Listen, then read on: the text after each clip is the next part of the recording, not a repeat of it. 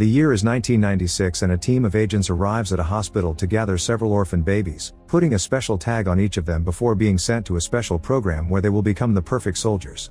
They are specifically chosen and go through an extremely difficult training program during which they are taught that weakness isn't an option and that they must be perfect at all times, always obeying orders and showing no emotion. They make the kids watch animals fight and kill each other, so they become numb to violence. They are also under supervision at all times and they can't leave their rooms. When the kids turn 8, the training of their minds and advanced skills begins. They have to be in classrooms every day and work on all kinds of puzzles and strategy problems.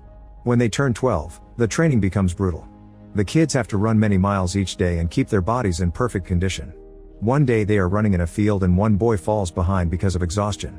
A truck comes for the boy and kills him without mercy because the program has no place for weakness. The other boys aren't allowed to react either, they just have to keep running. Once the kids grow into teenagers, they are trained with guns and taught to kill every target in sight, not allowing them to ever show mercy during missions. By the time they turn 17, these boys are fully formed weapons and ready for combat, which is signaled with a special tag tattoo on their faces. The best soldier in this class is Todd. By year 2036, he hasn't failed a single mission, although he has gained many scars. He travels all over the world and even to the moon, leading the special team through brutal battles during which they kill without remorse or mercy. Todd goes as far as to kill an innocent woman just to reach his target. He only cares about the mission, not his fellow soldiers, and has never experienced normal human interaction. The commander behind this special unit is Church, who is very proud of his team's success. However, soon things get complicated when Colonel Malcolm comes to their base with a whole new unit, explaining that they are genetically engineered soldiers, almost superhuman. According to him, this means that they are better than Church's men and that Church should disband his program. Church disagrees, pointing out nothing can beat his soldiers' years of experience. Then Malcolm proposes to make both units compete against to prove which is the best one. Malcolm calls for Kane to represent his team. When the test's being, Kane quickly proves his superiority. He's more precise with the guns and he can lift more weight without getting tired.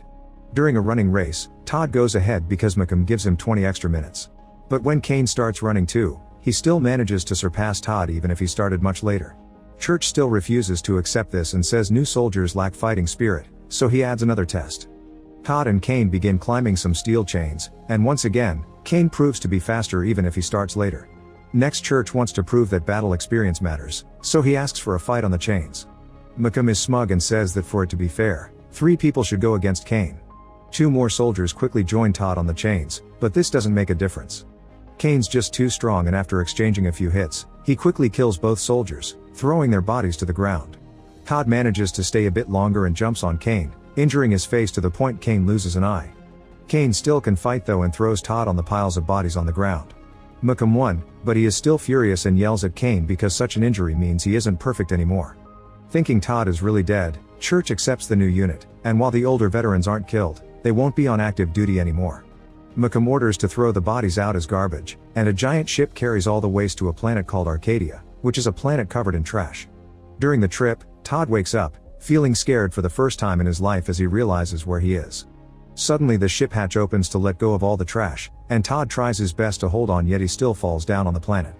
Luckily he manages to survive the fall and starts exploring the area. At first he only sees waste, but eventually he notices people in rags moving around.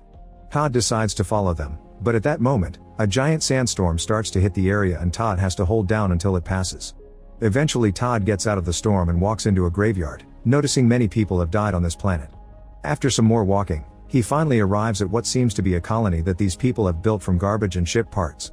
He sneaks around the stairs, but before he can do anything, a gust of wind throws Todd off and he passes out after noticing a bunch of kids staring.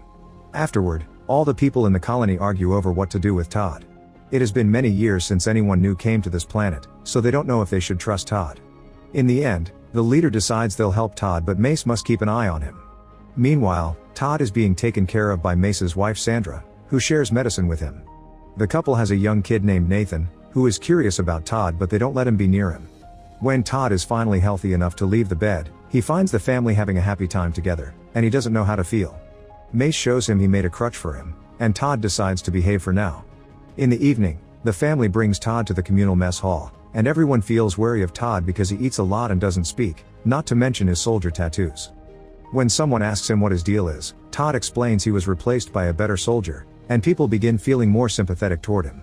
From then on, Todd spends his time with Sandra, learning to do basic everyday chores. Sandra uses this time to teach him about the colony. This little town wasn't always here. The people were on their own ship traveling until the ship broke down and they crash landed here.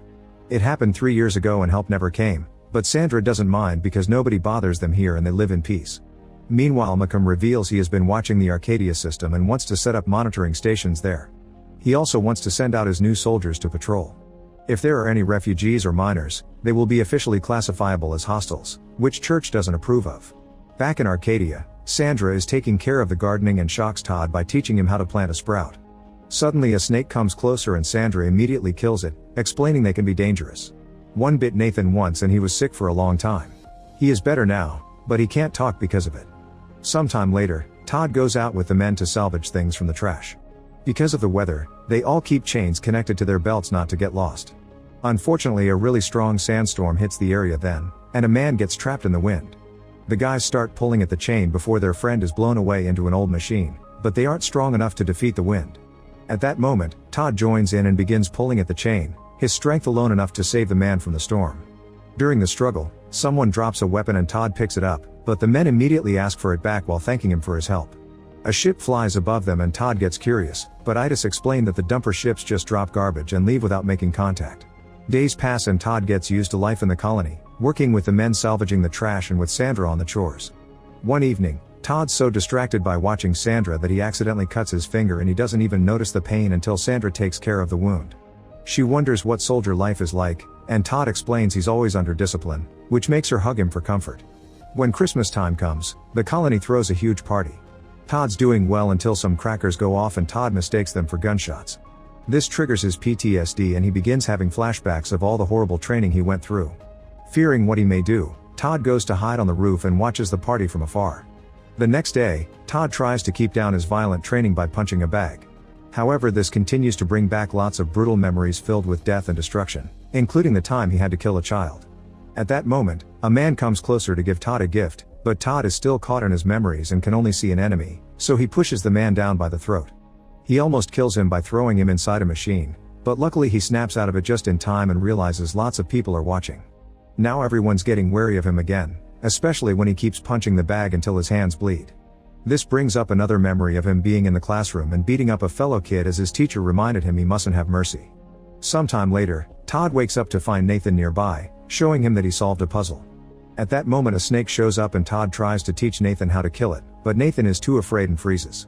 Todd immediately jumps in and catches the snake but he doesn't kill it, instead he asks Nathan to try again. Suddenly Sandra and Mace arrive and kill the snake while they scold Todd for putting Nathan in danger. By this point the colony has had enough. They tell Todd he'll never fit in and that he's becoming too dangerous, so they kick him out. Todd gathers his things and walks away, shocking himself when he cries for the first time ever. Soon after that, Sandra and Mace are sleeping peacefully when suddenly a snake gets on the bed. When it's about to bite Mace, Nathan shows up and bravely kills the snake like Todd taught him. Mace realizes that Todd had been right and rushes out of the house to look for Todd, finding him hiding in the trash. He apologizes for what happened and invites him to come back. At that moment, a ship full of Macomb soldiers arrives on the planet, which Todd quickly identifies as a military ship and makes Mace run away with him. Soon lots of vehicles and soldiers come out of the ship, including Kane, and the colony raises an alarm to get in a defensive position.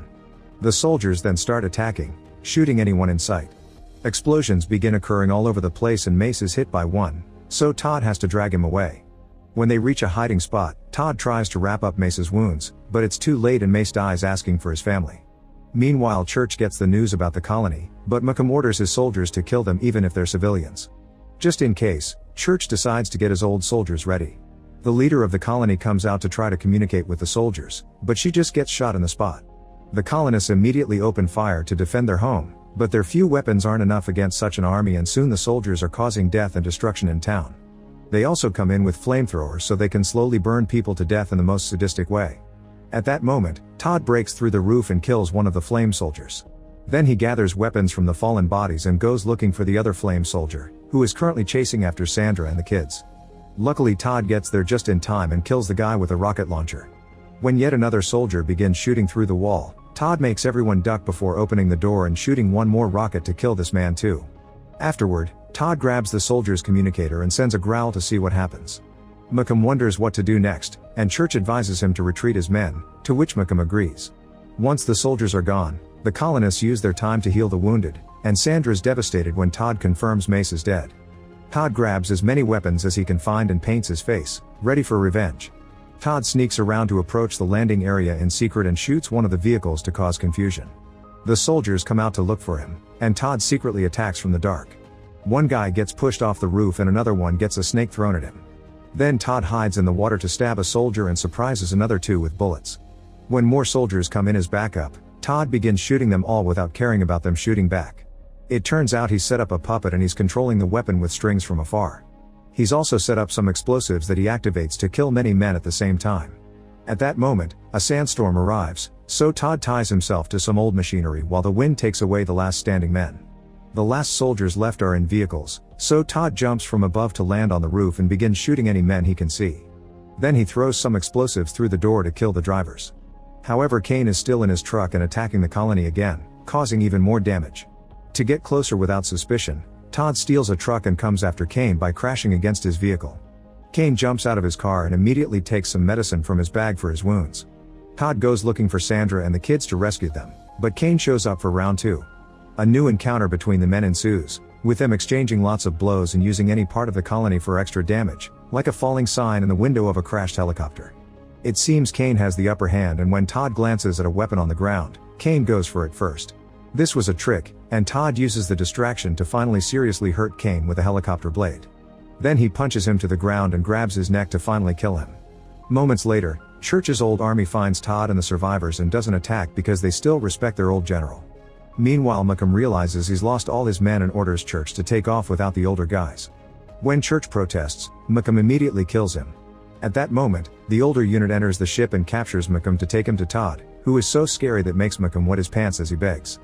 Afterward, Malcolm and his counselors are thrown out of the ship and left on Arcadia, where a bomb goes off and kills them all. The ship takes off safely and it's revealed that the surviving colonists came aboard too, and now they're traveling to a better place to live at. Nathan asks Todd to pick him up and Todd finally experiences what real affection is like.